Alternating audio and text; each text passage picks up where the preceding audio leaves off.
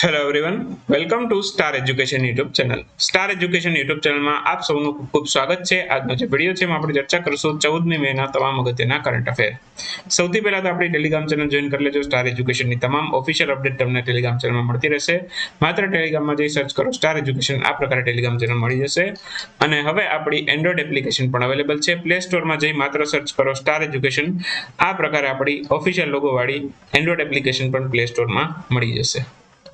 શરૂ કરીએ આજના કરંટ અફેર 14મી મેના. સૌથી પહેલો ક્વેશ્ચન આજના વિડીયોમાં. હાલમાં જ ભારતીય તટરક્ષક સેના એના બીજા એર સ્ક્વાડ્રોન છે એને કયા સ્થળે કમિશન કરવામાં આવેલું છે? ક્વેશ્ચન એવો છે. તો આ બીજું એર સ્ક્વાડ્રન છે ભારતીય તટરક્ષક સેનાનું, અને આને કમિશન કરવામાં આવેલું છે કોચી ખાતેથી. તો ઓપ્શન એ આપણો આન્સર થશે. હાલમાં જ કોચી ખાતે છે આ બીજા એર સ્ક્વાડ્રોન છે એને કમિશન કરવામાં આવેલું છે. બરાબર, જોઈ શકો છો અહીંયા જે આ એર સ્ક્વાડ્રોન છે, બરાબર, એનું નામ રાખેલું છે, બરાબર, શું છે? ALH-MK3. અહીંયા ALH નું પૂરું નામ શું થાય છે?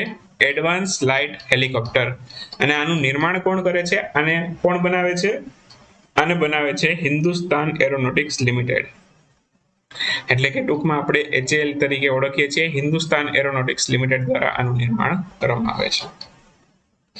સૌથી પહેલું એર સ્ક્વાડ્રન, બરાબર, એને ભુવનેશ્વર ખાતે કમિશન કરવામાં આવેલું હતું, અને એ ઓડિશા અને પશ્ચિમ બંગાળ બંને રાજ્યોમાં નિરીક્ષણ કરે છે અને તેમજ ત્યાં સેવાઓ આપે છે. તો ઓડિશા અને પશ્ચિમ બંગાળમાં આ સૌથી પહેલું સ્ક્વાડ્રન છે, બરાબર, ભુવનેશ્વર ખાતે કમિશન થયું છે, પણ બંને રાજ્યોમાં સેવા આપે છે. ઉપરાંત ક્વેશ્ચન એવો પૂછે તમને કે ભારતીય તટરક્ષક સેના છે કયા મંત્રાલય હેઠળ કાર્ય કરે છે? તો ભારતીય તટરક્ષક સેના છે એ રક્ષા મંત્રાલય અંતર્ગત કાર્ય કરે છે, અને ભારતીય તટરક્ષક સેના છે એના વડા અથવા તો પ્રમુખ કોણ છે? ત્યારે વિરેન્દ્રસિંહ પઠાનિયા. વિરેન્દ્રસિંહ પઠાનિયા તટરક્ષક સેનાના વડા છે, બરાબર. અને થલ સેનાના વડા કોણ છે અત્યારે? હવે કોણ થઈ ગયું છે થલ સેનાના વડા? થલ સેનાના વડા થઈ ગયા છે હવે મનોજ પાંડે. પહેલા મનોજ મુકુંદ નરવાને હતા, પણ હવે કોણ થઈ ગયા છે? મનોજ પાંડે, બરાબર. અને નૌસેનાના કોણ છે? નૌસેનાના છે આર હરિકુમાર. અને બાકી રહ્યા હવે વાયુસેનાના. તો વાયુસેનાના કોણ છે અત્યારે? વિવેક રામ ચૌધરી. તો આટલા અગત્યના છે જે યાદ રાખીશું. હાલમાં જ કયા મંત્રાલય દ્વારા PM મિત્ર પાર્ક યોજના છે એના પર એક રાષ્ટ્રીય સંમેલનનું આયોજન કરવામાં આવેલું છે? તો PM મિત્ર પાર્ક યોજના છે, બરાબર, એના ઉપર એક રાષ્ટ્રીય સંમેલનનું આયોજન કરવામાં આવેલું છે ભારતના કાપડ મંત્રાલય દ્વારા. તો ઓપ્શન ડી આપણો આન્સર થશે. કાપડ મંત્રાલયના મંત્રી કોણ છે? પિયુષ ગોયલ છે કાપડ મંત્રાલયના મંત્રી છે. તો એ પણ આપણે યાદ રાખીશું. તો અહીં તમે જોવો છો આ જે PM મિત્ર પાર્ક યોજના છે, અહીંયા મિત્ર પાર્કનું, આમાં મિત્રનું પૂરું નામ આપેલું છે. PM એટલે તો પ્રધાનમંત્રી થાય, બરાબર. મિત્રનું પૂરું નામ છે mega integrated textile region and apparel park. તો આ એનું પૂરું નામ છે, બરાબર. આ ખાસ યાદ રાખીશું આપણે. કુલ આ યોજના માટે છે 5 વર્ષની અંદર છે 4,445 કરોડ રૂપિયાનો ખર્ચ કરવામાં આવશે. એટલે કે 4,445 કરોડ, બરાબર. આવી રીતે યાદ રાખશો તો આસાનીથી યાદ રહી જશે, બરાબર. 4,445 કરોડ. 5 વર્ષની અંદર આટલી રકમ છે ખર્ચવામાં આવશે આ પ્રોજેક્ટ પાછળ. અને બાકી આ માટે છે પ્રધાનમંત્રી નરેન્દ્રભાઈ મોદી છે એને 5F છે એને એક વિઝન તરીકે દર્શાવ્યું છે. આ 5F શું છે? બરાબર, અહીં તમે જોઈ શકો છો 5F શું છે? તો કે farm to fibre, fibre to factory, factory to fashion, અને ફેશન ટુ ફોરેન. તો આ આખો 5F નો મંત્ર છે એમ પણ ગણી શકાય, બરાબર. અથવા તો 5F નું વિઝન આના માટે દર્શાવેલું છે, બરાબર. તો farm to fibre to factory to fashion to foreign, બરાબર. અને બાકી કાપડ મંત્રાલયના મંત્રી પિયુષ ગોયલ છે. ચલો, એના પછીનો બહુ જ અગત્યનો ક્વેશ્ચન. CAPF પુનર્વાસ યોજના છે હાલમાં જ કયા મંત્રાલય દ્વારા શરૂ કરવામાં આવેલી છે? તો CAPF પુનર્વાસ યોજના છે હાલમાં જ આ શરૂ કરવામાં આવી છે ગૃહ મંત્રાલય દ્વારા. આ CAPF નું પૂરું નામ શું થાય? Central arm police force. તો સેન્ટ્રલ આર્મ પોલીસ ફોર્સ છે. કુલ 7 પ્રકારની પોલીસ ફોર્સ છે, બરાબર. ચર્ચા કરીએ હમણાં એના વિશે ડિટેલમાં. પણ આ 7 પ્રકારની જે પોલીસ ફોર્સ છે, બરાબર, એ કયા મંત્રાલય હેઠળ કાર્ય કરે છે? ગૃહ મંત્રાલય હેઠળ. ટૂંકમાં CAPF central arm police force છે બધી ગૃહ મંત્રાલય હેઠળ કાર્ય કરતી હોય છે. તો આ 7 જેટલી પણ છે બરાબર, જે ગૃહ મંત્રાલય અંતર્ગત કાર્ય કરે છે બરાબર. તો પહેલા તો આ યોજના વિશે વાત કરું. સીએપીએફ પુનર્વાસ યોજના શું છે? તો આ જેટલી પણ 7 સેન્ટ્રલ આર્મ પોલીસ ફોર્સની જેટલી પણ નોકરીઓ છે બરાબર, તો એમાં જે સેનાના જવાનો છે જ્યારે નિવૃત્ત થાય બરાબર, નિવૃત્ત થયા પછી જો એમને નોકરી શોધવી છે બરાબર, અથવા તો નોકરી કરવી છે, તો એના માટે આ યોજના છે સીએપીએફ પુનર્વાસ યોજના. આ યોજના હેઠળ છે એક પોર્ટલ તૈયાર કરેલું છે ગવર્મેન્ટે, અને આ પોર્ટલ અંતર્ગત છે બરાબર, જે સેનાના જવાનો છે નિવૃત્ત થયા બાદ છે ફરી વખત આ નોકરી આપવાના હેતુથી આ યોજના શરૂ કરવામાં આવી છે, અને આના માટે એક પોર્ટલ પણ વિકસિત કરવામાં આવેલું છે. તો આ કેટલું ખાસ યાદ રાખીશું. આ યોજના વિશે તમને માહિતી હોવી જોઈએ બરાબર. બાકી હવે વાત કરીએ 7 પ્રકારની, મેં તમને કીધું સેન્ટ્રલ આર્મ પોલીસ ફોર્સ હોય છે. આ 7માંથી સૌથી પહેલી છે આસામ રાઇફલ્સ. એના અત્યારે ડાયરેક્ટર જનરલ કોણ છે? પ્રદીપ ચંદ્ર નાયર. આસામ રાઇફલ્સ છે એ મ્યાનમાર બોર્ડર ઉપર ભારતની રક્ષા કરે છે. આ પણ યાદ રાખજો, આસામ રાઇફલ્સ છે કઈ બોર્ડર ઉપર ભારતની રક્ષા કરે છે, પ્રશ્ન પૂછાઈ શકે પરીક્ષામાં. બોર્ડર સિક્યુરિટી ફોર્સ છે એના અત્યારે ડાયરેક્ટર જનરલ ડીજી છે અત્યારે પંકજ કુમાર સિંહ છે. એ પાકિસ્તાન અને બાંગ્લાદેશની બોર્ડર ઉપર ભારતની રક્ષા કરે છે, પણ બીએસએફ. ત્યાર પછીની વાત કરું તો સેન્ટ્રલ ઇન્ડસ્ટ્રીયલ સિક્યુરિટી ફોર્સ જેને સીઆઈએસએફ કહીએ છીએ આપણે, તો એના અત્યારે ડાયરેક્ટર જનરલ છે સિલ્વરધન સિંહ, અને એરપોર્ટ્સ અને ઔદ્યોગિક વસાહતો છે એની રક્ષા કરે છે. ઔદ્યોગિક એટલે કે ઇન્ડસ્ટ્રીયલ શબ્દ યુઝ કરેલું છે, જોઈ શકો છો. એના પછી છે સેન્ટ્રલ રિઝર્વ પોલીસ ફોર્સ જેને સીઆરપીએફ કહીએ છીએ. એના અત્યારે ડીજી છે કુલદીપ સિંહ. નક્સલવાદી વિસ્તારોમાં ભારતની રક્ષા કરે છે. ત્યાર પછી Indo Tibetan border police force, એના અત્યારે ડાયરેક્ટર જનરલ ડીજી છે સંજય અરોરા. ચીન અને તિબ્બત બોર્ડર ઉપર ભારતની રક્ષા કરે છે. ત્યાર પછી છે નેશનલ સિક્યુરિટી ગાર્ડ, એક પ્રકારના કમાન્ડર હોય છે, કમાન્ડર સેના છે બરાબર, અને એના અત્યારે ડાયરેક્ટર જનરલ છે એમ.એ. ગણપતિ. પછી છે સશસ્ત્ર સીમા બળ જેને એસએસબી કહીએ છીએ, તો એના ડીજી છે સંજય અરોરા બરાબર. ઇન્ડો ટિબેટિયન બોર્ડર પોલીસ ફોર્સના પણ સંજય અરોરા છે, અને સશસ્ત્ર સીમા બળના પણ એ છે. તો સશસ્ત્ર સીમા બળ છે એ ભારતની રક્ષા કઈ બોર્ડર ઉપર કરે છે? તો કે ભૂટાન અને નેપાળ એની બોર્ડર ઉપર છે ભારતની રક્ષા કરે છે. તો આટલું ખાસ આમાંથી યાદ રાખીશું. ચલો, એના પછીનો ક્વેશ્ચન પણ અગત્યનો છે, જીતો કનેક્ટ. એમાં પ્રધાનમંત્રી નરેન્દ્રભાઈ મોદીએ છે ભાષણ આપેલું છે, એમાં કયા પારિભાષિક શબ્દ છે એનો નવો અર્થ એમણે આપ્યો છે? તો એક શબ્દ છે એનો નવો અર્થ એમણે ડિક્લેર કરી દીધો, જેનો આ શબ્દ કયો છે એવું કહેવાનું છે. તો શબ્દ છે અર્થ. ઓપ્શન ડી આપણો આન્સર થશે.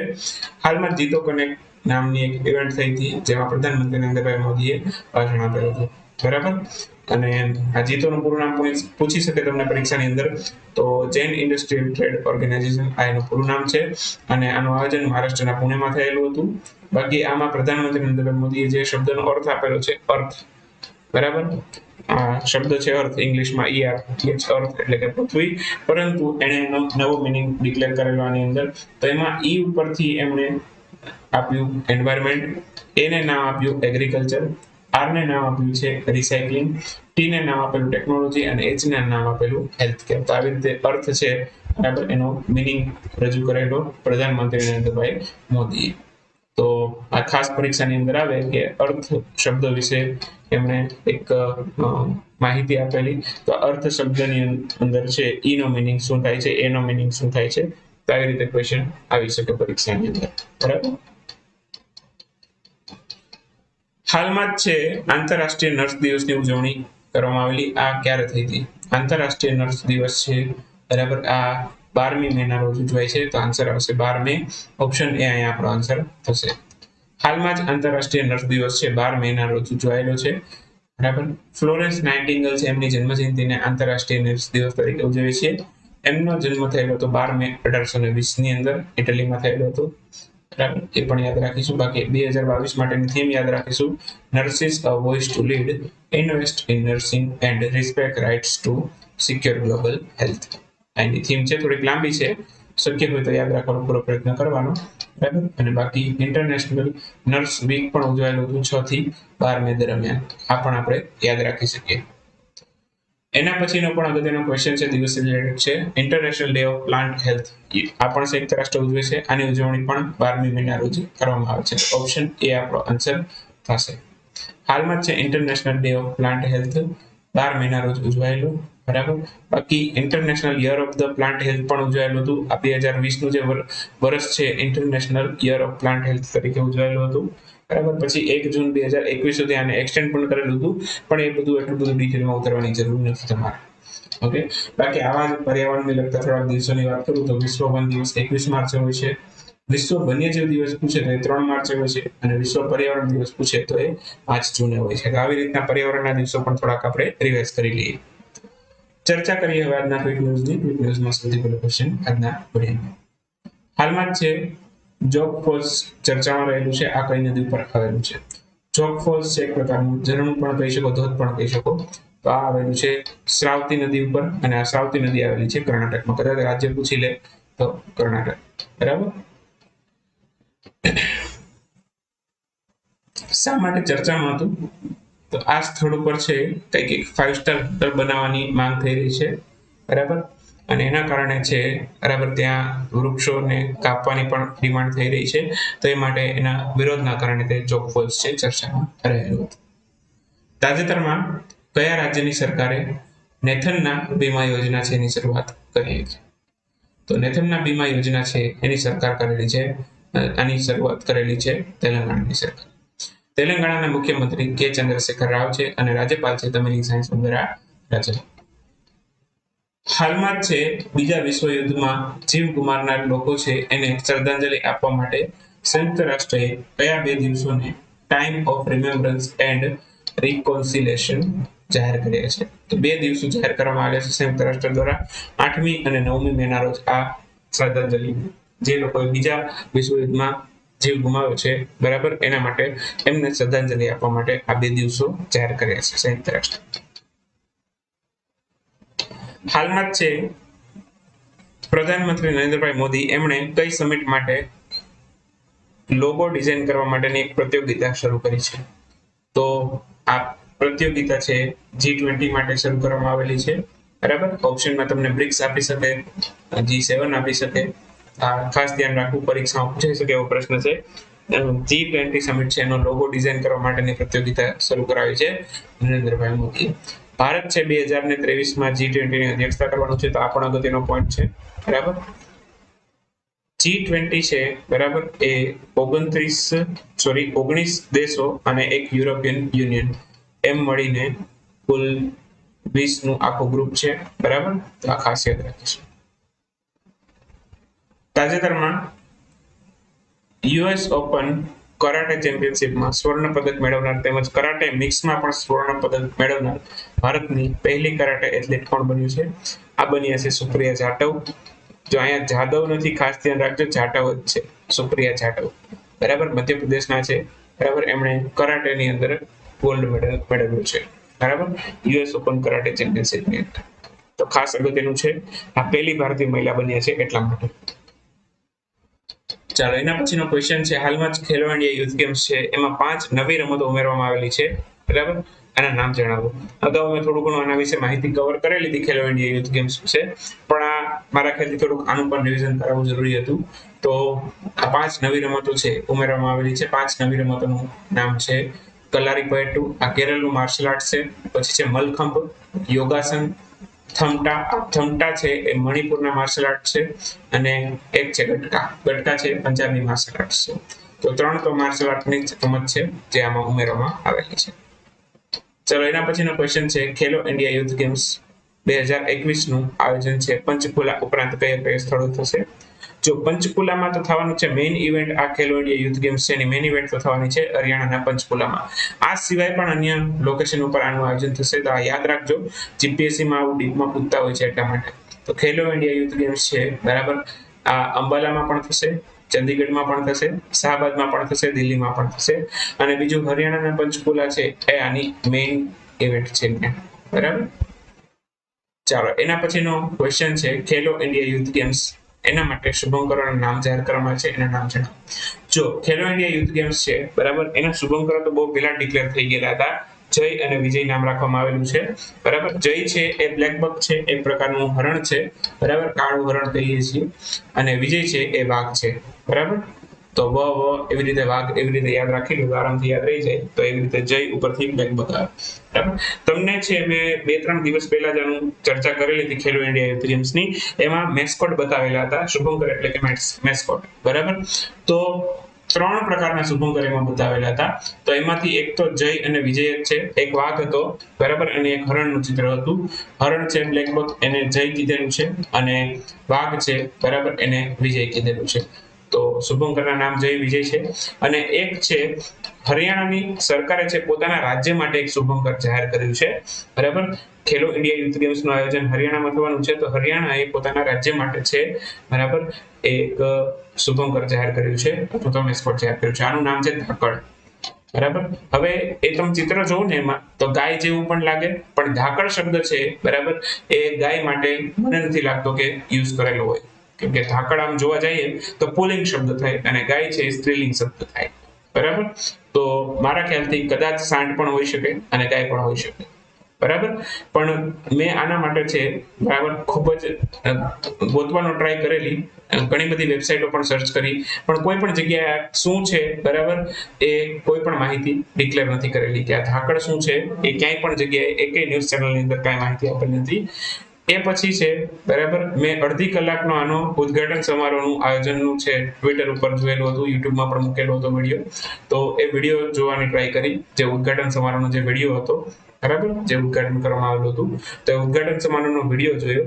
તો એમાં પણ કોઈ પણ પ્રકારની માહિતી જાહેર નથી કરી કે એ ધાકડ છે શું છે, કયું પ્રાણી છે. બરાબર. તો ગાય પણ સમજી શકો અથવા તો સાંડ પણ સમજી શકો. બરાબર. તો ઓપ્શનમાં જે આપે એના ઉપર ફોકસ કરવું. બરાબર. બે તો નહીં આપેલા હોય મારા ખ્યાલથી. બરાબર. ચાલો, એના પછીનો ક્વેશ્ચન છે, તાજેતરમાં કયા સંગઠન દ્વારા global gas flaring tracking report છે એ જાહેર કરવામાં આવેલો છે? આ રિપોર્ટ જાહેર કરેલો છે વર્લ્ડ બેંકે. વર્લ્ડ બેંકના જે વડા છે એ કોણ છે? ડેવિડ મલ્પસ છે. અને વર્લ્ડ બેંકનું સ્થાપના થયેલી હતી 1944માં.